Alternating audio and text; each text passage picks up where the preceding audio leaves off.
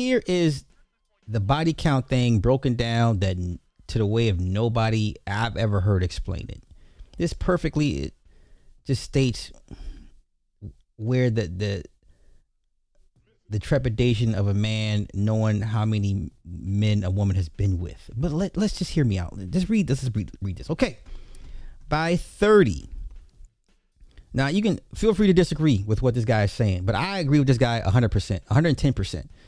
By 30, most women have done sexually what 80% of men will never experience in their entire lives. I agree. And that's exactly why they hide it. Men brag about their past. Women bury theirs. Not because she was innocent, but because she enjoyed every second of it. And she knows exactly what society calls that enjoyment.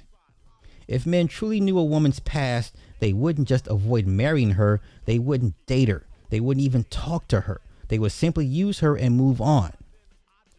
By 30, she has had phases, sneaky links, situationships, mistakes, travel sex, a dozen different names for the same behavior, promiscuity with PR.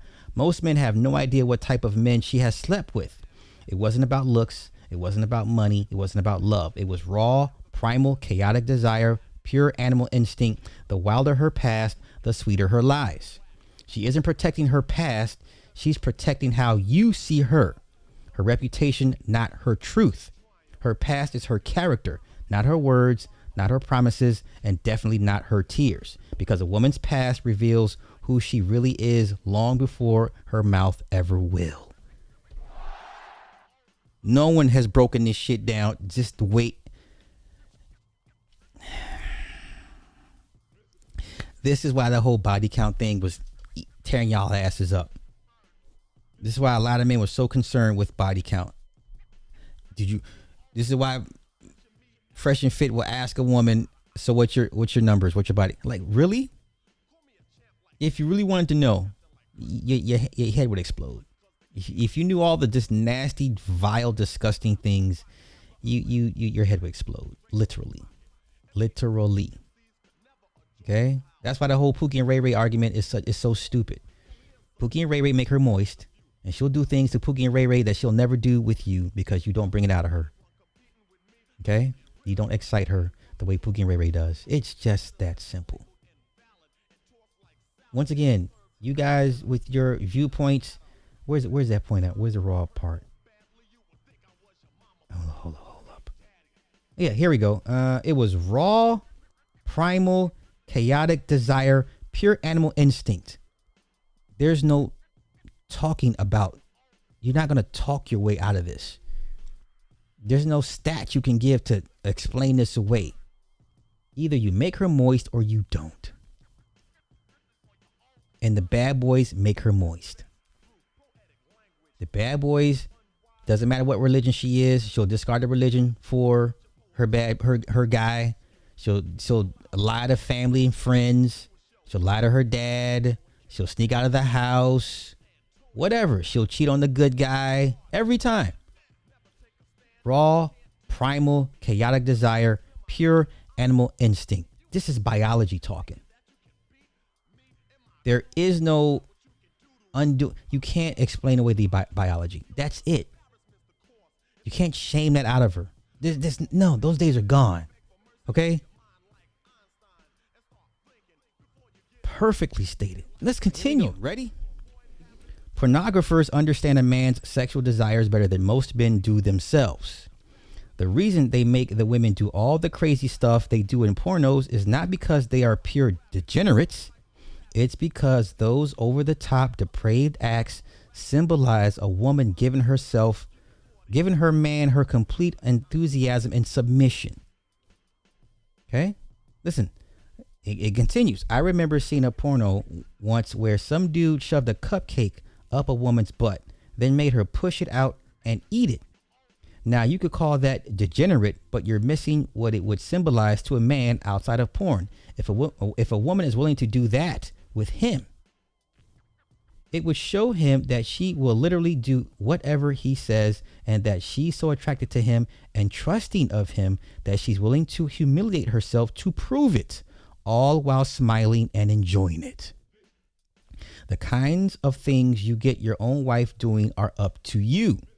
The cupcake thing was just an extreme example to help you get my point that what you're really craving is not the crazy act itself, but what it symbolizes. So however crazy your wife is willing to act right now will tell you how she really feels about you. She is your mirror. Pay attention.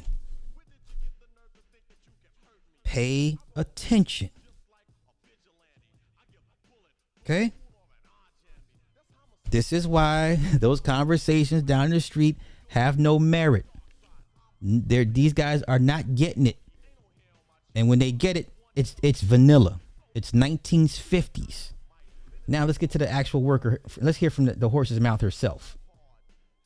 I had a client come to me vigorously shaking. Yeah, literally shaking. For context, I used to do the deed in exchange for money. And this particular client wasn't shaking because he was scared, but because he was so excited for what was about to happen.